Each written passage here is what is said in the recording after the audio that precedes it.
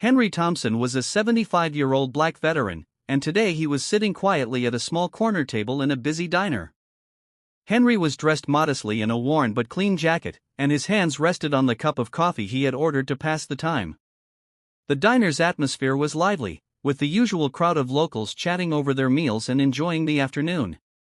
Henry's eyes occasionally drifted to the door as he waited patiently for his son, who was running late. Little did he know that trouble and humiliation were going to walk through the door first. The door to the diner swung open, and two police officers stepped inside, Officer Daniels and Officer Carter.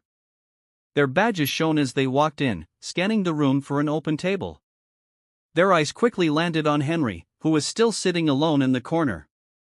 Daniels leaned closer to Carter and whispered something with a smirk, and the two officers laughed. To them, Henry seemed out of place. The diner was in a mostly white neighborhood, and it wasn't often they saw someone like Henry there, especially someone old. So they decided to investigate and approached Henry's table without hesitation. Officer Daniels took the lead and sharply asked Henry what he was doing there. There was no greeting or politeness, just a blunt and unjustified demand for an explanation. Henry looked up from his coffee and calmly answered that he was waiting for someone. His voice was steady, and it did not show any discomfort he felt under their scrutiny. Carter chimed in with a mocking tone and told Henry that it was unusual to see a little old black man trying to fit in with the big boys. As he said it, he laughed as if he had made a joke. Henry didn't react to the taunt. Instead, he maintained his composure as he explained again that he was just waiting for his son. But his calmness seemed to irritate the officers even more. Daniels definitely wasn't satisfied with Henry's answer. He leaned in closer and asked to see Henry's ID. It wasn't a request but a demand. Henry complied and reached into his pocket. He brought out his veteran's ID card and handed it over. He had carried it with him for years, and it was a symbol of his service and the sacrifices he had made for his country. But when Daniels looked at the card, he didn't see a veteran. Instead, he dismissed it with a sneer and shouted that it was probably a fake. Daniels handed the card back with a flick of his wrist, clearly not caring about the honor the card represented. Carter agreed with him and commented about how it was hard to believe that someone like Henry could have a veteran ID when, in Henry's time, people like him only washed dishes or did manual labor. These words were a clear attempt to belittle Henry's achievements and reduce him to a stereotype. Daniels laughed and nodded in agreement. Those had been the good times, when people like Henry knew their place. As far as the cops were concerned, Henry didn't belong in this part of town. Their tone made it clear that they saw Henry as nothing more than an intruder. As the officers continued to harass Henry, the other diners began to notice what was happening. Some glanced over with curiosity, while others listened with discomfort. But no one said anything. The diner's lively chatter quieted down, and the atmosphere became very tense. Still, no one intervened. Despite the humiliation he was receiving, Henry remained calm. He had faced worse in his life, and he wasn't about to let these young men break his spirit. But the officers weren't done. Daniels told Henry that if he didn't leave the diner, they would forcibly remove him. They looked like they meant business, and they were ready to back it up with the promise of violence. Henry tried once more to explain that he was waiting for his son, but Daniels cut him off sharply. He didn't want to hear it. To him, Henry was just a troublemaker that didn't belong there. The cops were making it clear that they didn't want anyone like him around the diner. The confrontation had reached a boiling point. The officers were standing over Henry, waiting for him to either leave quietly or give them an excuse to drag him out. But Henry didn't move. He looked at the officers with a steady gaze, his hands resting calmly on the table. The other diners watched in silence, waiting to see what would happen next. Henry knew that he was being humiliated for no reason other than the color of his skin. But he also knew that reacting with anger would only give the officers what they wanted, an excuse to rough him up. So he stayed quiet, hoping that his son would arrive soon and put an end to this needless confrontation. As the seconds ticked by, the officers grew more impatient. They were used to their authority being unquestioned, and Henry's calm resistance and dignity were getting under their skin. Daniels leaned in again and told Henry that he had one last chance to leave the diner on his own. Henry didn't respond immediately. He simply took a sip of his coffee. When he finally spoke, he told the officers that he wasn't causing any trouble. He was just a man waiting for his son. He had every right to be there, just like anyone else in the diner. Daniels clearly wasn't expecting this response. For a moment, he was taken aback. The other patrons in the diner were silent too, either too afraid or too indifferent to intervene. But there was no denying the tension that had gripped the diner. Henry knew that the situation was spiraling out of control, but he also knew that he couldn't back down. Not after everything he had been through in his life. He had faced prejudice and aggression before, but this was different. He had hoped that his service to the country would earn him some respect. But it seemed that to these young officers, his history meant nothing. So he remained seated in a calm and dignified composure, even as the officers loomed over him, waiting for the slightest excuse to act. Suddenly, Officer Daniels reached out and shoved Henry's chair, knocking it over with a loud crash. The noise startled everyone in the diner, and all eyes turned to the scene. The old veteran was forced to stand up, yet he still remained calm. Daniel stepped closer and, without even giving a warning, he began to pat Henry down roughly while muttering that they needed to make sure Henry wasn't hiding anything. His tone implied that he fully expected to find something suspicious. Henry raised his hand slightly, not in surrender but to comply. After all, they were both cops. He had been through situations like this before, where a calm attitude was often the only thing keeping a bad situation from getting lethal. Still, it was hard to ignore the anger bubbling inside him.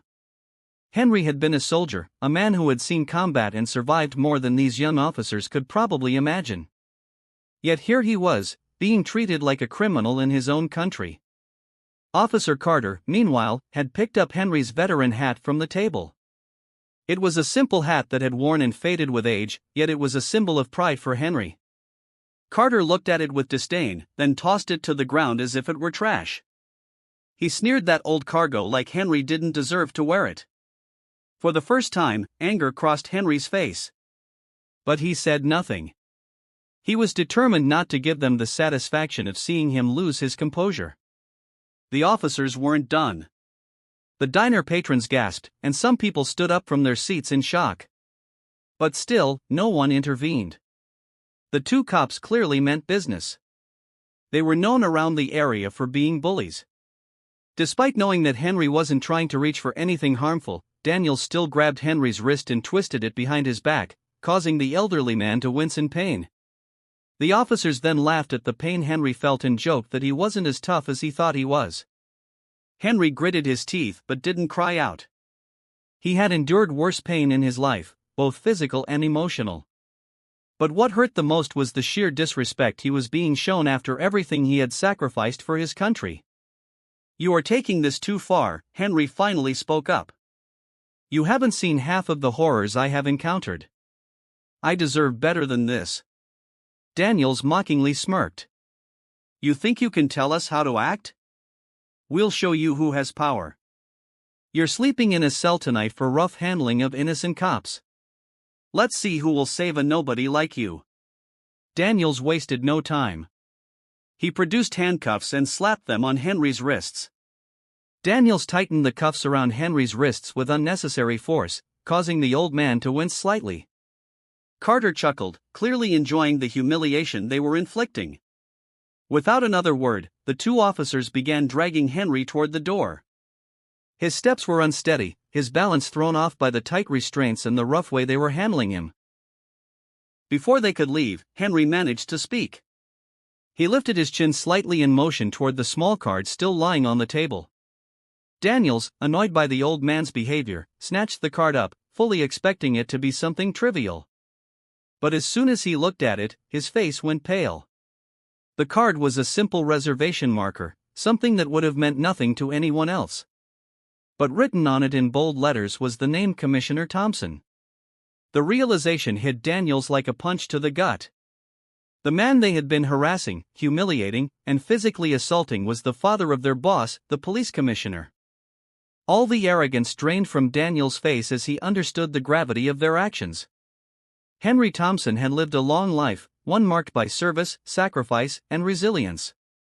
He had been born in the South during a time when segregation and racism were rampant. Growing up, he had learned early on that the world was not kind to people who looked like him. But Henry had been determined to make something of himself. When the Vietnam War broke out, he enlisted in the army, despite knowing that he would be fighting for a country that didn't see him as equal. During the war, Henry had seen things that no man should ever have to see. He had lost friends, faced death, and fought with everything he had. His service had been honorable, and he had earned the respect of his fellow soldiers. But when he returned home, he found that the respect he had earned on the battlefield didn't translate to the civilian world. He was still just a black man in America, subject to the same prejudice and discrimination he had known all his life. Henry had worked hard to build a life for himself after the war. He had married, raised a family, and taken pride in the fact that his son, Robert Thompson, had risen through the ranks to become the police commissioner. It hadn't been easy, and Henry had faced countless challenges along the way. But he had never let the world break him. He had always stood tall, even when others tried to push him down. Now, as he was being led away in handcuffs by two officers who didn't know who he was, Henry couldn't help but reflect on the irony of the situation. He had fought for his country and risked his life for its freedom, and yet here he was, being treated like a criminal for simply existing in the wrong place at the wrong time. Officer Daniels was now fully aware of his mistake. He held the reservation card in his trembling hands, realizing the gravity of what they had done. This wasn't just a mistake. It was a career-ending blunder. He let go of the old man and began to stammer out an apology. He tried to explain that they hadn't known who Henry was, as if that somehow excused their behavior. But Henry didn't respond. He simply stood there, waiting. Waiting for what would happen next. Officer Carter was also visibly shaken. The massive confidence that had fueled their actions was gone, replaced by the cold reality of the consequences they were about to face. They had crossed a line they couldn't uncross. The shame of their actions was written all over their faces as they stood there, uncertain of what to do next. The other diners, who had been too scared to intervene before, now watched with both relief and anticipation. Some had even pulled out their phones to record what was happening, sensing that this moment would not end well for the officers. But Henry still remained calm. He didn't say a word as he watched the officers' expressions change from arrogance to fear. He didn't need to. The name on the card spoke for itself. The officers had humiliated a man who had served his country, a man who had raised a son to become one of the most powerful figures in law enforcement. And now, they would have to face the consequences of their actions. Henry had been through enough in his life to know that things had a way of working themselves out, even if it wasn't always in the way you expected. He had faith in his son, and he knew that justice would be served one way or another. Then, the door to the diner swung open, and in walked Commissioner Robert Thompson. He was a tall man with a commanding presence that immediately drew attention. As soon as he entered, the entire diner seemed to hold its breath. Commissioner Thompson quickly looked around to assess the situation. He saw his father, Henry, sitting quietly at the table, while the two officers stood awkwardly beside him. Without a moment's hesitation, the commissioner walked over to his father. He knew what had happened even before he arrived. Someone at the diner had recognized Henry and called him. As Commissioner Thompson approached the table, the eyes of the entire diner followed him. He first turned to his father, and his heart broke at what he saw. He could see the stains on Henry's clothes, the broken cane lying on the floor, and the handcuffs still around his wrists. Despite everything, the old man looked up at his son with pride. His expression was still calm and unshaken. The commissioner then turned to the two officers. He didn't raise his voice but simply asked them what they thought they were doing. Daniels and Carter, who had been full of confidence earlier, were now stammering, their faces pale. They tried to explain, their words tumbling over each other. They said they didn't know who Henry was, that they didn't realize he was the commissioner's father. Their apologies were weak and full of excuses. But Commissioner Thompson wasn't interested in their excuses. He looked at the two officers with a stern expression and told them that it didn't matter who his father was. Every person deserved respect, regardless of their background or identity.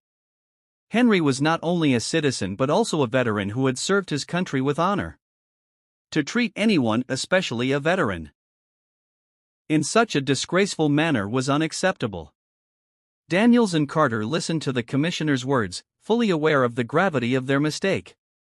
They could feel the eyes of the entire diner on them, and the shame of what they had done was written all over their faces. Commissioner Thompson didn't need to say anything more. His message was clear. Without further delay, he ordered the two officers to leave the diner immediately. They were to report to his office first thing in the morning. There was no need for further discussion or any more apologies. The consequences of their actions were inevitable, and they knew it. Daniels and Carter bowed their heads in shame and left the diner in silence. After the officers had left, Commissioner Thompson turned back to his father. He reached out and gently took Henry's hand in his own, unlocking the handcuffs with a key he had in his pocket. As the metal cuffs fell away, Henry flexed his wrists, grateful to be free of the restraints. The commissioner then sat down across from his father, his expression softening as he looked at the man who had raised him. Commissioner Thompson apologized for being late and, more importantly, for the way his father had been treated by his officers. He knew that no amount of apologies could undo the harm that had been done, but he wanted his father to know that he would do everything in his power to make it right. However, Henry wasn't interested in apologies. He looked at his son with pride in his eyes and told him that he was proud of the way he had handled the situation. His son had shown grace under pressure, and that was what truly mattered. The two men sat together in silence for a moment. Despite the pain and humiliation, there was a sense of peace between them. Henry knew that his son was a man of integrity, someone who would fight for what was right no matter the cost. And the commissioner knew that his father was a man of great strength and dignity, someone who had endured more than most could imagine and had come out stronger on the other side. The diner was still silent, the weight of what had just happened settling over the room like a heavy fog. Some patrons whispered to one another, their voices hushed, while others simply sat in stunned silence, absorbing the events that had just unfolded before them. The commissioner remained seated across from his father, his expression unreadable. He had dealt with officers behaving badly before, but this time, it was personal. This time, it had been his own father who had suffered at the hands of men who were supposed to serve and protect. Henry, despite everything, took a slow sip of his now cold coffee. He had lived through too much to let this shake him. The humiliation, the pain, the anger, it was all too familiar. He had endured worse, survived battles far bloodier, and faced enemies far deadlier. But what always cut the deepest was the betrayal. He had given his life to this country, and still, after all these years, he had to prove his worth. The commissioner reached across the table, his hand resting gently on his father's arm.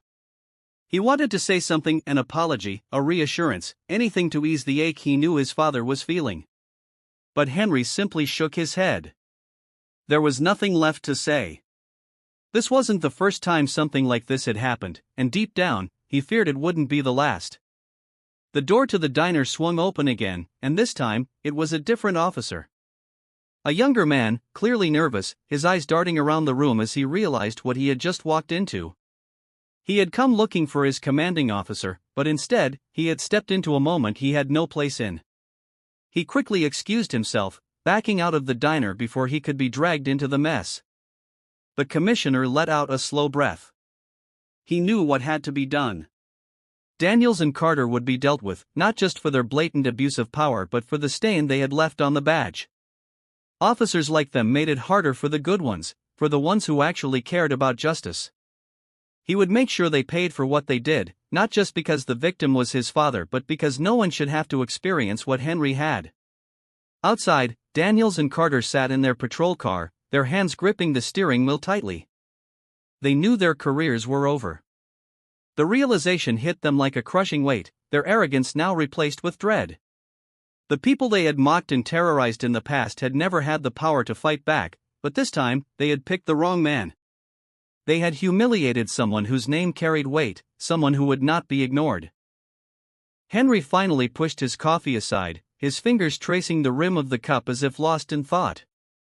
He had spent his whole life trying to prove himself, to show the world that he was more than the color of his skin, more than their expectations of him. Yet, here he was, still fighting the same battle. He had thought things had changed. He had hoped that maybe, just maybe, the world had become a little kinder. But today had been a stark reminder that some things never change. The commissioner signaled the waiter, asking for another cup of coffee for his father. The waiter, still shaken by what had transpired, nodded quickly and rushed off to fulfill the request. Other diners, who had remained frozen in place, slowly began returning to their meals, though the usual chatter had not yet resumed. The air was still thick with tension, an unspoken acknowledgement of the injustice that had just played out before them. A man in a booth near the entrance cleared his throat, clearly uneasy. He had been there the whole time, had seen everything, yet he had said nothing. Now, guilt weighed on him. He glanced at Henry, then at the commissioner, as if debating whether to speak. Finally, he found his voice, though it was barely above a whisper. "I should have said something." Henry looked up at him, studying the man for a moment before offering a small nod. He understood. Fear was a powerful thing. Most people didn't want to get involved, didn't want to risk drawing attention to themselves. He had lived long enough to know that expecting others to step in wasn't realistic. People only acted when it affected them directly. The man looked away, ashamed. He knew Henry was right. They all did. The room was filled with people who had chosen silence, people who had watched as an old man was treated like a criminal for simply existing in the wrong place. And now, they all had to live with that.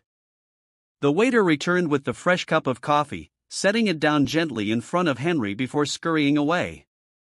The commissioner remained still, his mind already working through the next steps. An official report would have to be filed, disciplinary action would have to be taken, and statements would need to be gathered. He would have to answer questions from the press, from city officials, from community leaders who would demand justice. But none of that mattered in this moment. Right now, all that mattered was that his father was safe. Henry took a sip of his coffee, savoring the warmth. He could feel the stares of the other diners, could hear the whispers. He knew this moment would be talked about for days, weeks, maybe even longer. People would debate whether the punishment had been enough, whether the officers had truly learned their lesson. But he wasn't concerned with any of that. He looked at his son, saw the worry etched into his face, the frustration, the anger he was trying to keep buried. He had raised a good man, a strong man, someone who had made a difference in the world. And that, at least, gave him some peace. Outside, rain had started to fall, droplets tapping gently against the windows of the diner. Henry watched as the water streaked down the glass, blurring the world outside. It was fitting, in a way. The world was always shifting, always changing, yet some things remained the same. The commissioner finally spoke, his voice low but firm. "I'm going to make this right." Henry met his son's gaze and gave him a small, knowing smile. "I know you will." The two men sat in silence, sipping their coffee as the rain continued to fall, washing away the dust of the past but never quite able to erase it completely. As the rain drummed softly against the diner's windows, the commissioner sat in quiet contemplation. His father, calm as ever, seemed unfazed, but Robert knew better. He knew that beneath Henry's stoic exterior was a lifetime of battles fought, both on the battlefield and within his own country. The commissioner clenched his jaw, staring down at the table. The weight of the situation was settling in. He had always believed in justice, had built his career around it, yet moments like this reminded him just how much further they still had to go. If his own officers could so easily degrade and humiliate a man like Henry Thompson, a decorated veteran, then what did that say about the force he commanded? His father took another sip of coffee, watching him closely. "You're thinking too much again," Henry finally said, setting his cup down with a quiet clink. Robert exhaled slowly, shaking his head. "How can I not? This shouldn't have happened, Dad." Henry's gaze softened, though his voice remained steady. "You think this is the worst I've seen?" The commissioner didn't answer. He knew what his father meant. He had grown up listening to Henry's stories of discrimination, of fighting for respect, of coming home from war only to be treated as less than the man he was. No matter how many times Henry had proved himself, there were always those who refused to see him as an equal. "I'm going to fire them," Robert said finally. "Daniels and Carter. They don't deserve to wear the badge." Henry studied his son for a long moment before shaking his head. "That's not enough." The commissioner frowned. "What do you mean?" "They humiliated you, put their hands on you. They should never work as officers again." Henry sighed, leaning back in his seat. "And then what?" "You fire them, they leave town, and they get hired somewhere else. It happens all the time. That's not justice, son. That's just moving the problem around." Robert hated that his father was right. Officers like Daniels and Carter rarely faced real consequences. A resignation, maybe a suspension, but they always found a way back into the system. Firing them might feel like justice in the moment, but it wouldn't fix the bigger issue. "What do you suggest?" Robert asked, his voice quieter now. Henry tapped a finger against the table, his expression thoughtful. "They need to understand what they did. Not just to me, but to every man who's ever been in my shoes. If you fire them, they'll walk away still believing they did nothing wrong. But if you make them face it, make them see what it means to be on the other side of that badge, maybe, just maybe, they'll learn something." The commissioner was silent, considering his father's words. He had spent years trying to build a police force that the community could trust. He had implemented reforms, trained his officers to de-escalate situations, pushed for better relationships between the department and the people they served. And yet, two of his own men had just undone so much of that work in a matter of minutes. "What if they don't learn?" Robert asked finally. "What if they're just as hateful tomorrow as they were today?" Henry chuckled, a deep, knowing sound. "Then at least we'll know we did our part. You can't change every man's heart, son. But you can make damn sure they don't forget the lesson." The commissioner nodded slowly. He would handle this differently. Daniels and Carter wouldn't just be dismissed, they would be held accountable. He would ensure they faced their actions, make them listen to the very community they had disrespected. And if they refused to learn, then they would have no place left in law enforcement. A few tables away, a woman in her 40s hesitated before approaching. She had been watching the entire ordeal unfold, her hands clenched tightly together. When she finally gathered the courage to step forward, her voice was soft. "Mr. Thompson?" Henry turned his head, offering her a polite nod. "Yes, ma'am?" She swallowed hard. I just wanted to say I'm sorry. I sat here and watched it happen, and I didn't do anything. I should have." Henry studied her for a moment, then gave her a small smile. "Fear is a powerful thing. But recognizing it is the first step toward changing it." Her eyes shimmered with unshed tears, and she nodded quickly before stepping back, disappearing into the crowd of diners who were still watching, still absorbing what they had seen. The commissioner glanced around at the faces in the diner, the people who had remained silent, who had watched and done nothing. He wondered how many of them would carry this moment with them, how many of them would step in next time. His father stood, stretching his back with a quiet groan before grabbing his broken cane from the floor. Robert instinctively moved to take it from him, but Henry waved him off. "I've got it," he muttered, though there was a hint of amusement in his voice. "I'm not that old." The commissioner smirked, shaking his head. "Could have fooled me." Henry chuckled, clapping a hand on his son's shoulder. "Come on. Let's get out of here. I think I've had enough bad coffee for one day." Robert followed his father out into the rain, stepping into a world that was still flawed, still unjust, but maybe, just maybe, a little more aware than it had been before. As they stepped outside, the rain had eased into a soft drizzle, the cool droplets misting the air as Henry adjusted his jacket. The streets were quieter now, as if the world itself had paused to take in what had just happened. The commissioner walked beside his father, his mind still racing with thoughts of what he needed to do next. Henry, on the other hand, walked with the quiet dignity that had carried him through every hardship in his life. He didn't rush, didn't hunch his shoulders against the cold. He simply existed, unbothered by the whispers and stares from those who had witnessed the confrontation inside. Robert finally spoke, his voice low. "I'll make sure those two don't get away with this." Henry chuckled lightly, glancing at his son. "I know you will. But what matters is making sure it doesn't happen to the next man who sits in that diner." The commissioner nodded. His father had always been this way, never one to dwell on his own suffering, always looking at the bigger picture. It was something Robert admired about him, but it also frustrated him. His father deserved justice, not just the satisfaction of knowing others might be spared. They walked in silence for a few blocks before Henry finally sighed and rubbed his wrists where the handcuffs had been.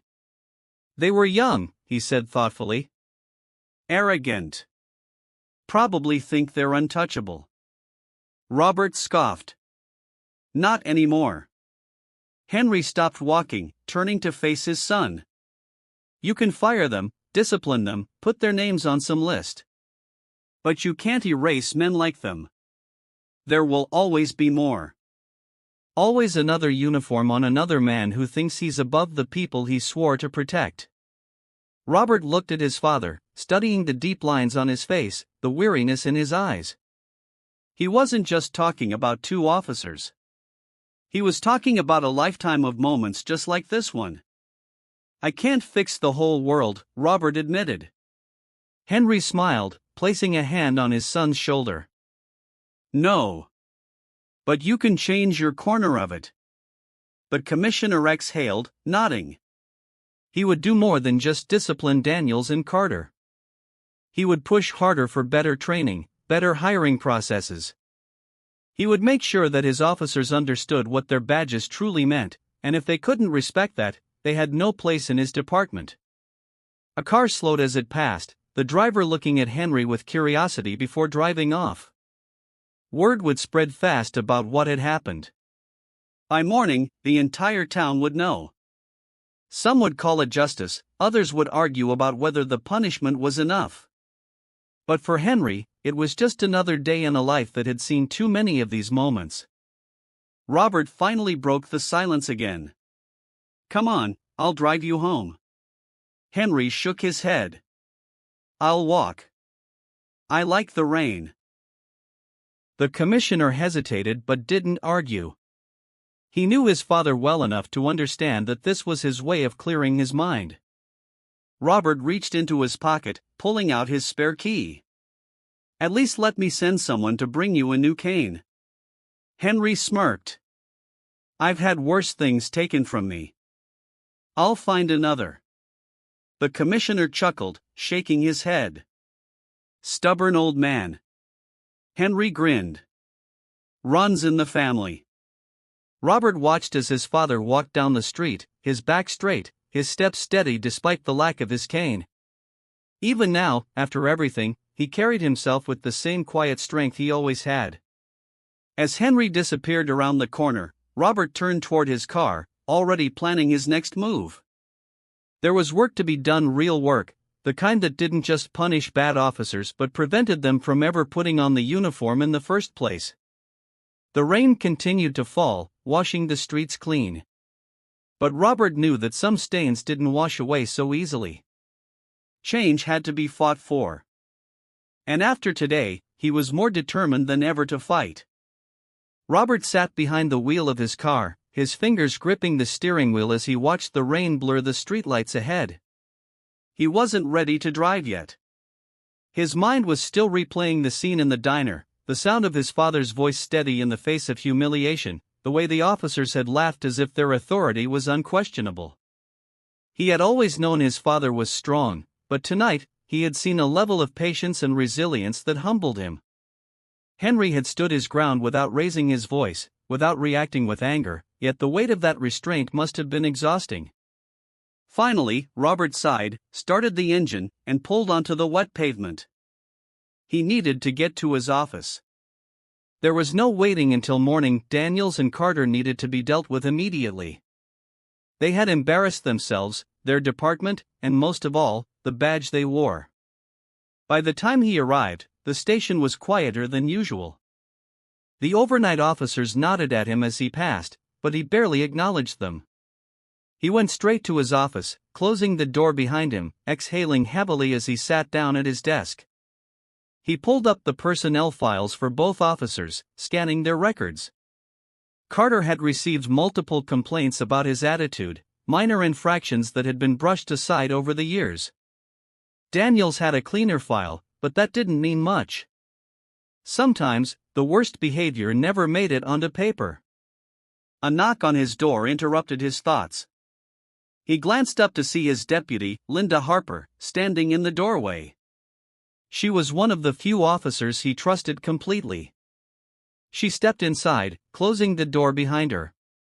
"I heard what happened," she said quietly. Robert nodded, rubbing his temples. "Yeah. It was bad." Linda sat across from him, her expression tight. "Are you pressing charges?" The question caught him off guard. He hadn't even considered it. His first instinct had been disciplinary action within the department, but criminal charges? Against his own officers? "I don't know," he admitted. "Firing them seems like a given, but my father doesn't think that's enough." Linda sighed, leaning back in her chair. "Your father is right. You fire them, they'll just end up in another department, wearing a different badge. And nothing changes." Robert nodded slowly. "So what do we do?" She hesitated. "Make them face what they did. Publicly. Not just an internal review, not just a quiet dismissal. Let people see what happens when officers abuse their power." Robert thought about that for a moment. A public reckoning. A chance to show the community that this kind of behavior wouldn't be tolerated. His father had said something similar: justice wasn't just about punishment.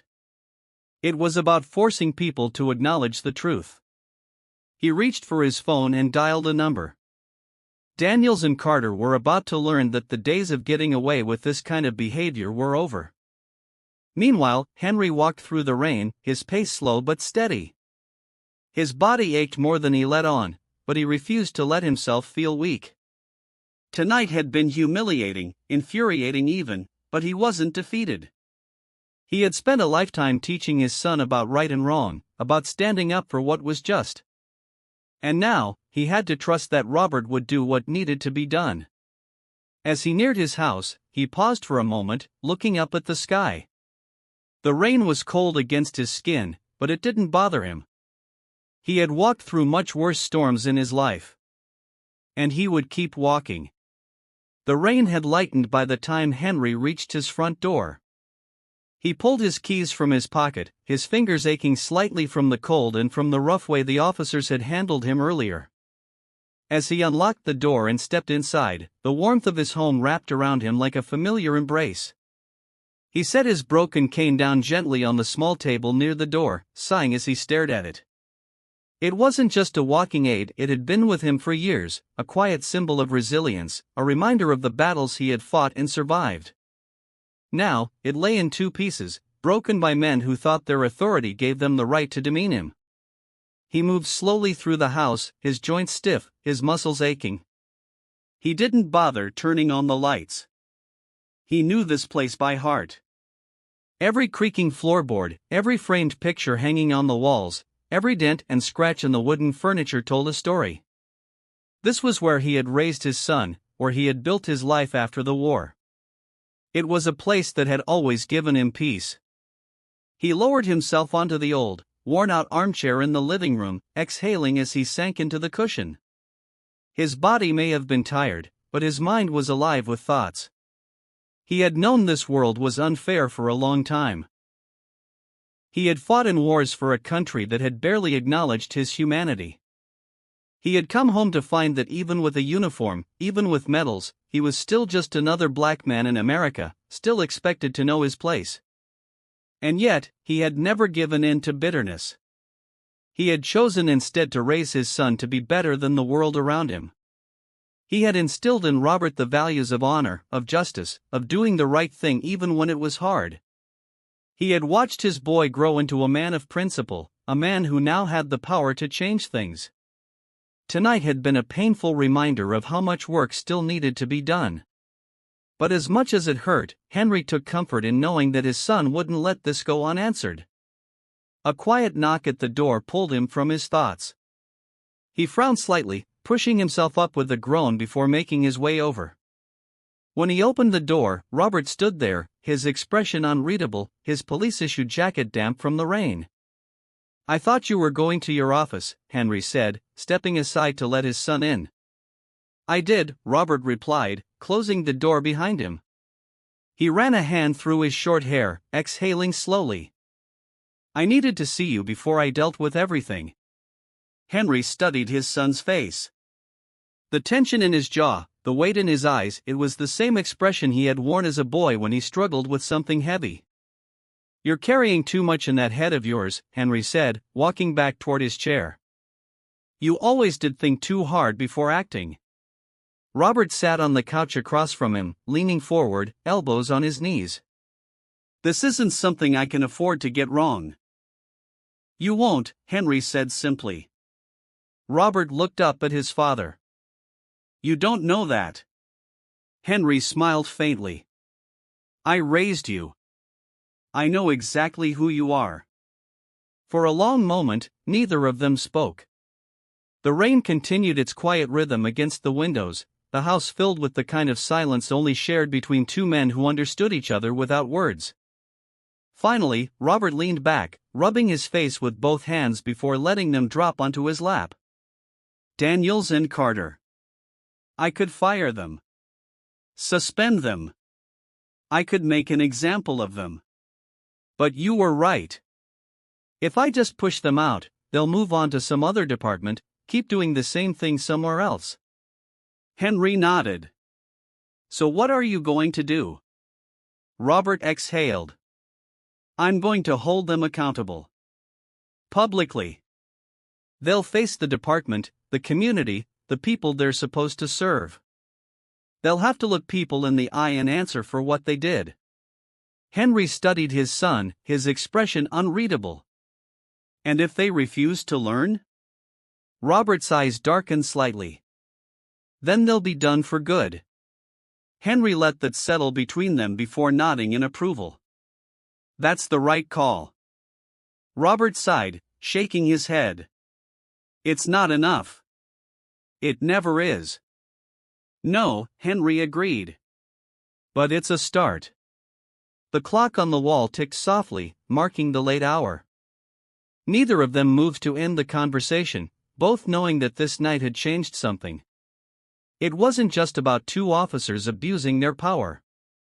It was about the system, about the people who let things like this happen, about the ones who stayed silent when they should have spoken. Robert knew that his father wasn't just a victim of tonight's events, he was a symbol of something bigger. And as much as that frustrated him, as much as he wished his father didn't have to carry that burden, he also knew that Henry wouldn't have it any other way. The commissioner stood up. "I should get back. This isn't over yet." Henry nodded, watching as his son walked to the door. "I know it's not," he said quietly. Robert hesitated for a moment before turning back. "You need anything before I go?" Henry smirked. "A new cane, maybe." Robert chuckled, shaking his head. "I'll have someone bring you one first thing in the morning." As he reached for the doorknob, Henry spoke again. "Hey, Robert." Robert turned. "Yeah?" Henry met his son's gaze, his voice firm but proud. "You did good tonight." The commissioner didn't reply at first. He simply nodded before stepping out into the night, the rain welcoming him once again. And inside, Henry sat back down, taking another slow sip of his coffee, letting the warmth settle in his chest. It wasn't justice. Not yet. But it was something. Robert stepped out into the rain, letting the cool droplets run down his face as he walked toward his car. The weight of the night pressed heavily on his shoulders, but his father's words stayed with him. "You did good tonight." He wasn't sure if that was true. He hadn't stopped the injustice before it happened. He hadn't been there when his father needed him most. But he had done what he could after the fact. Now, it was time to make sure this never happened again, not to his father, not to anyone. As he drove back to the station, his phone buzzed. He glanced at the screen. "Linda." He answered on speaker. "They're here," she said without preamble. Robert tightened his grip on the steering wheel. "Both of them?" "Yeah," she confirmed. "They came in about 10 minutes ago. Look like they've seen a ghost." Good, he thought. Let them sit with that fear for a while. "I'll be there in 5, he said before hanging up. When he pulled into the station, he took a deep breath, bracing himself before stepping inside. The front desk officer nodded at him cautiously as he walked past, clearly aware of the tension in the air. He found Daniels and Carter in the conference room, sitting stiffly in their chairs. Linda stood off to the side, arms crossed, her sharp gaze locked onto them. Robert took his time, closing the door behind him before walking to the head of the table. The silence stretched, heavy and suffocating. Daniels swallowed hard. Carter refused to make eye contact. Finally, Robert spoke, his voice calm but firm. "You know why you're here." Neither of them responded. He leaned forward slightly, placing his hands on the table. "Say it." Daniel's throat bobbed as he swallowed again. "Sir, we—" "Say it," Robert interrupted, his voice leaving no room for argument. Daniels hesitated before finally muttering, "We disrespected a civilian." Robert's jaw tightened. "A civilian?" He let out a cold chuckle, shaking his head. "You put your hands on a 75-year-old veteran. You humiliated him. You treated him like a criminal for sitting in a diner, waiting for his son. And you think disrespected a civilian covers it?" Carter shifted uncomfortably but still said nothing. Robert straightened, pacing slowly. "Do you have any idea who my father is?" Daniels nodded weakly. "We do now, sir." Robert scoffed. "Now? Now that you've humiliated yourselves?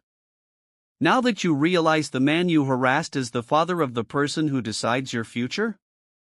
Neither of them responded. Robert stopped pacing and turned to face them fully. "If he had been anyone else, would you even care? Would you have thought twice about what you did?" More silence. He let the moment stretch before finally exhaling. "Here's what's going to happen. You're suspended indefinitely, without pay, effective immediately." Daniel's head shot up. "Sir." "Shut up." Robert's voice was sharp, cutting off any protest before it could begin. "That's just the beginning." Carter finally spoke, his voice hesitant. "What do you mean?" Robert leaned against the table, crossing his arms. "You think you know what power feels like? You think walking into a diner and intimidating an old man makes you tough?" His voice dropped lower, dangerously quiet. "You're about to find out what it really means to be powerless." Linda stepped forward, placing 2 thick folders onto the table. "Inside these folders are statements from the witnesses in the diner," she said. "Videos. Photos. The community is already talking. Your names are being spoken in every home, on every street corner. People are angry. And they should be." Carter paled slightly. Daniels clenched his fists. Robert sat down, tapping a finger against the table. "You're going to face them." Daniels frowned. "Face who?" "The community," Robert said. "There will be a town hall meeting in 2 days. You will sit there and listen as the people you swore to protect tell you exactly what they think of you. Carter shook his head. Sir, that's what accountability looks like, Robert cut in. You humiliated an innocent man in public? You'll be humbled in public. Daniels looked desperate now. Sir, we didn't know who he was. Robert slammed his fist onto the table, making both men jump. It shouldn't have mattered. His voice echoed in the room, thick with restrained fury. He took a breath, forcing himself to steady his tone. You treated him like garbage because you thought he was just some old black man who didn't belong in that diner. You thought no one would care. Well, now they do. Neither officer spoke. Robert let the silence linger before he stood. Get out of my sight. Daniels and Carter rose hesitantly. Linda gestured toward the door, and they shuffled out, their shoulders hunched as if the weight of their actions had finally started sinking in. When they were gone, Linda turned to Robert. That was intense. He rubbed his face, exhaustion finally settling in. It had to be. She studied him for a moment. And after the town hall? Robert's expression was grim. If they show real remorse, if they listen, maybe they'll earn some kind of redemption. He paused. If not, they're done. Linda nodded, seeming satisfied. Good. Robert let out a breath. Now comes the hard part. The meeting, she asked. He shook his head. Telling my father. Linda smirked. Something tells me he'll approve. Robert chuckled tiredly. Yeah. I hope so. As he left the room, heading back into the quiet halls of the station, he knew this wasn't the end. This was just the beginning. Change didn't happen overnight. It wasn't easy. But it had to start somewhere. And if he had to be the one to drag it forward, then so be it. Over the next 2 days, the news of what had happened at the diner spread like wildfire.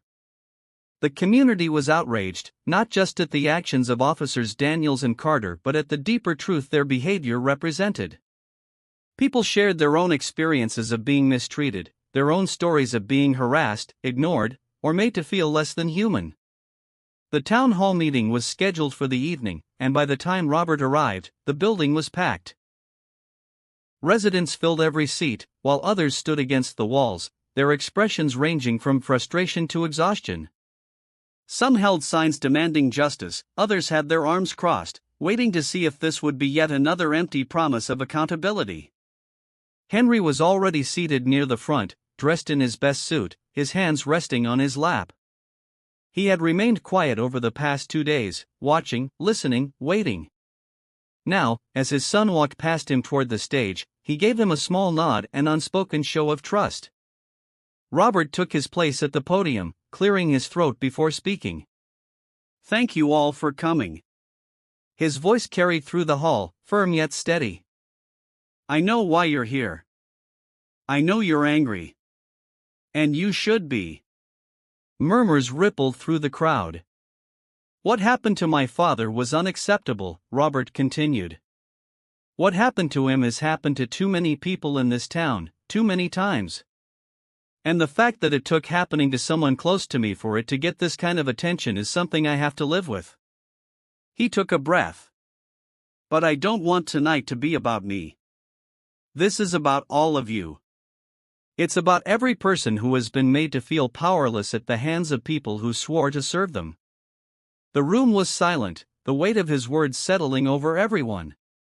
Robert gestured toward a table at the side of the stage, where Daniels and Carter sat. Their uniforms were gone, replaced with plain clothes. Their expressions were unreadable, though their discomfort was obvious. These 2 men, Robert said, abused their power. They humiliated my father. And tonight, they are going to listen. He turned toward them. You will not interrupt. You will not justify. You will not argue. You will listen. And when this night is over, the people of this town will decide what happens next. Daniels swallowed hard. Carter shifted in his seat. Robert turned back to the audience. Anyone who has something to say, step forward. For a moment, there was hesitation. Then, a woman in her 60s stood, her hands trembling slightly as she clutched the microphone handed to her. "My name is Margaret Lewis," she said. "And I know what it feels like to be treated as if I don't belong." She looked directly at Daniels and Carter. 30 years ago, officers just like you stopped my husband as he was walking home. They beat him so badly he spent 2 months in the hospital. He had done nothing wrong. Nothing. But he was black, and they decided that was enough." Her voice shook. "Those officers were never punished. They never faced a town hall like this. And do you know what my husband told me before he died? That he never stopped being afraid." A hush fell over the crowd. Daniel's face was pale. Carter's hands clenched into fists, but he said nothing. Margaret turned to Robert. "I want to believe you're different. I want to believe this will mean something. But I've been disappointed too many times." Robert met her gaze. "You have every right to feel that way. But I promise you this won't be ignored." More people spoke after Margaret. A man in his 40s recounted the time he had been stopped by police for no reason other than walking home late at night. A teenage girl talked about watching her older brother get frisked for looking suspicious. A father spoke through tears as he described the way his son had grown up fearing the very people who were supposed to protect him. Daniels and Carter sat through all of it. At first, they were stiff, defensive, but as the night went on, their expressions began to shift. Carter's shoulders slumped. Daniels kept rubbing his face, as if trying to process what he was hearing. Finally, Robert turned to them. "Do you have anything to say?" Daniels cleared his throat, looking down for a long moment before speaking. I didn't think about it like this." His voice was hoarse. "I thought I was just doing my job. I never realized how much damage it caused." Carter exhaled sharply, shaking his head. "I was raised to think that the badge meant power. That it meant I was supposed to be in control. I never saw it as a responsibility." He finally looked at Henry. "I'm sorry. Truly. I don't expect you to forgive me, but I needed to say it." Henry, who had remained silent the entire night, finally spoke. "Saying sorry isn't enough." His voice was calm, steady. "What matters is what you do next." Robert nodded. "And what you do next is up to this community." He turned back to the crowd. "I promised that you would decide what happens. So now, I ask you, what do you want done?"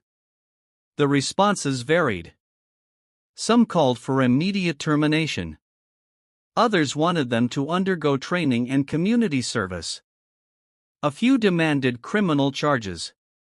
But the overwhelming agreement was that they couldn't walk away without consequence. Robert took it all in before making his decision. "Daniels and Carter will not return to duty," he announced. "They will undergo extensive retraining, supervised by members of this community. They will work directly with the people they have wronged. And if, after that, they still don't understand what their duty means, they will be removed from the force permanently." A murmur ran through the crowd, some approving, some doubtful. Robert continued. "This is not a free pass. This is a second chance to prove they are worthy of the badge they wear. If they fail, they're done." Daniels and Carter nodded, accepting their fate. Henry stood, stepping forward. "And if they succeed?" Robert met his father's eyes. "Then they'll have earned the right to serve this community the right way." Henry studied him for a long moment before nodding. "Fair enough." The meeting ended shortly after, but the impact would last much longer. The town had spoken. Justice had begun, not just for Henry, but for everyone who had ever felt powerless under the weight of a broken system. As the crowd slowly dispersed, Robert walked over to his father. "Was that enough?" he asked quietly. Henry smiled, though there was something knowing in his eyes. "It's a start." Robert exhaled, nodding. He knew change wouldn't come overnight. But tonight, they had taken a step forward. And sometimes, that was all it took to begin something bigger. Father and son stood side by side as the town hall emptied, the echoes of voices still lingering in the air. The fight wasn't over. It never would be. But they would keep pushing forward. Together. The end.